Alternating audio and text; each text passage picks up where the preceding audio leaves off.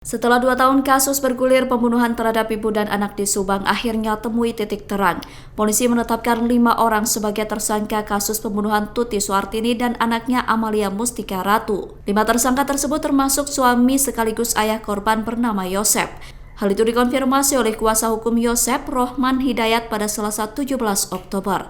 Rohman mengatakan bahwa kliennya ditetapkan jadi tersangka pembunuhan bersama dengan 4 orang lainnya. Keempat orang itu merupakan Ramdhanu alias Danu yang merupakan keponakan korban Tuti, istri kedua Yosep bernama Mimin, dan 2 anak Mimin bernama Arigi Raksa Pratama dan Abi. Menurut Rohman, Yosep, Mimin, Arigi, dan Abi ditetapkan jadi tersangka berdasarkan pengakuan sepihak yang dilakukan oleh Danu.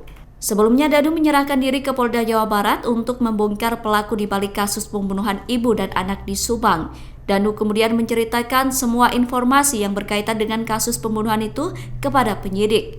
Sementara itu, menurut Rohman, meski suami korban ditetapkan jadi tersangka, namun ia merasa tidak terlibat dalam kasus pembunuhan itu.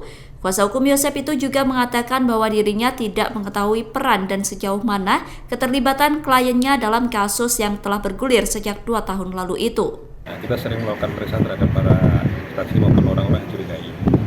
Nah, 2 minggu lalu MR yang kemarin datang ke Polda mengaku dia sudah mengakui perbuatannya, namun kami masih ragu.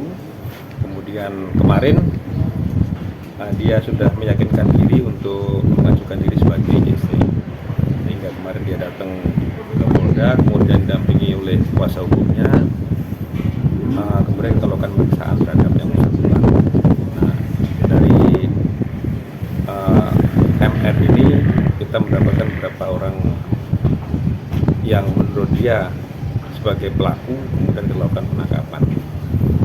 Dari 4 orang ini kita sudah menetapkan 4 tersangka, 5 termasuk MR.